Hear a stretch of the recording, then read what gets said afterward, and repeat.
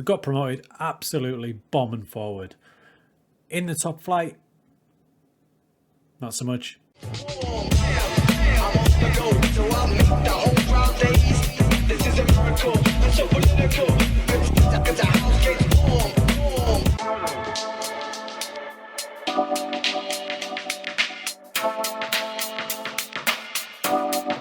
How's it going, folks? Welcome back to Stingerman. Sorry, it's been a bit of a long time since the last update. It's been a week or so, but lots going on.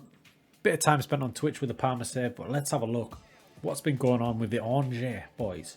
So in Ligue 1 now, aren't we? And we are currently sat in 11th, which I'm totally happy with. The goal for this was clearly just to stay in the league in our first season in the top flight. Our first season in one of the big 5 leagues. And we're sitting 11th.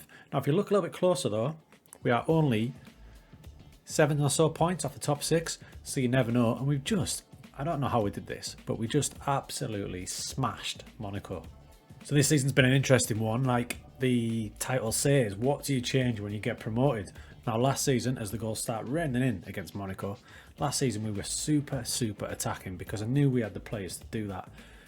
The players have changed a little bit, which we'll get to, but we've obviously had to rein it in because we're coming up against the likes of PSG, Monaco, Lyon. So we've had to flip it a bit. So the first thing you need to do when you get promoted, have a look at your tactic. Where will it get exposed? Do you need to reel it back a bit? Okay, so these are the 3 things I'm going to look at when I get promoted with a team. And we're going into the big time.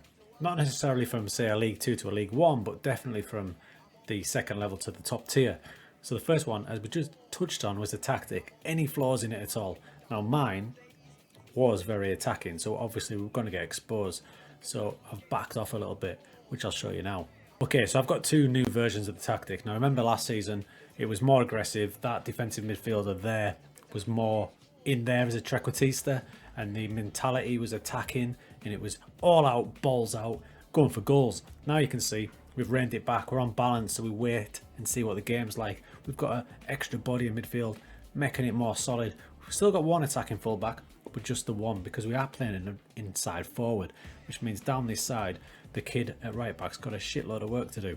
So that one is just a bit more solid. So the next one to look at was the player quality. Are they good enough? Now we're going into the top league, and even though we were good in the league below, obviously we need to make a few changes. So that's what we did. Now there's no point in me going through the players here because we are about 10 seasons in. So there's a lot of new gen players. So instead of going through the players by name, we'll go through what I look for attribute wise. So knowing goals were going to be harder to come by, less chances, we're not going to dominate as much. I really wanted to concentrate on the front 3 and make sure they were as good as we can get. Now behind them, this midfield 3, at the start of the season, he was in there, but they all needed to be hard working as well. So I really wanted work rate, teamwork, grafters in the middle, and up front, these 3, we needed pace, we needed technical ability, and we needed quality finishing. And that's what we got from these 3. If you check out Adelston, he's on loan from United, good stock, already a full international. You can see he's just a step up from what we had.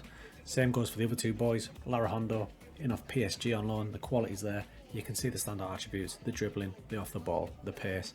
And we all know about DeBost from last season, exactly the same, dribbling, finishing, acceleration, pace, all key things.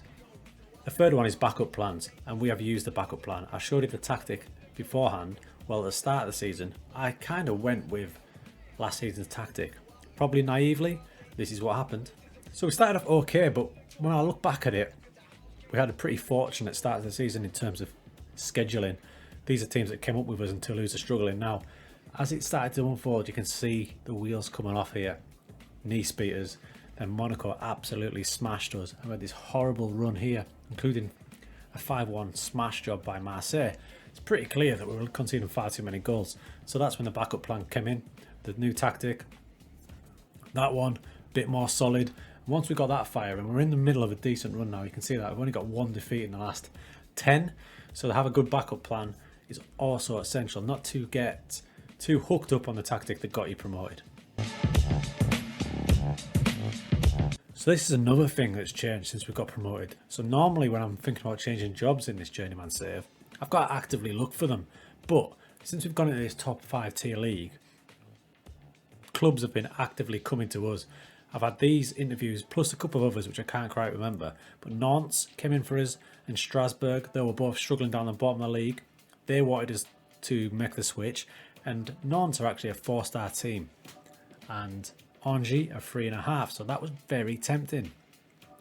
Reims also came in for us, but they're the same as us, so I didn't even think about it. And the last one that really was tempting was Stuttgart in the Bundesliga. They're again a 4-star team.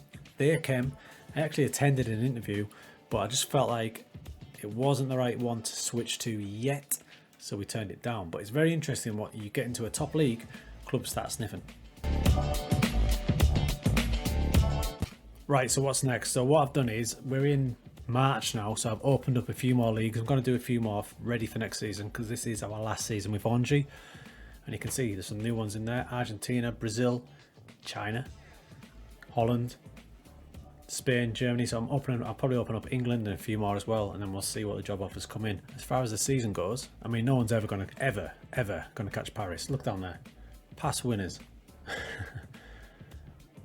Ever since 2017, PSG have won it. So they've won it about 457 times in a row. At the minute, they're on 71 points. So they've got this league locked as well. As far as we go, we're going to try and finish as high as we can. Top 10 would be mint.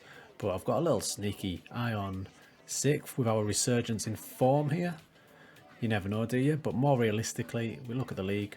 If we can get top 10, that'd be ideal. And as for our stock, check this out. So they're all coming in now. Look at that. Attribute wise, it is moving on up. There's my attributes. Man management up to 19, motivating 17. All these are starting to get to double figures. The characteristics are there. Reputation up to 60%. Even finances, remember it was down in 1%? We're up to 56% now, making moves. And overall reputation, we're up to 3-star. So you can see why we're getting more job offers now. That little sneaky little trip to Bosnia was an absolute genius move. So I've got 11 games left of this season. We'll go through them now. We'll come back near the back end of the season, and that episode will include our next club as well. So it'll be a busy one. Hopefully we've got something to play for. If not, we'll concentrate on the new club.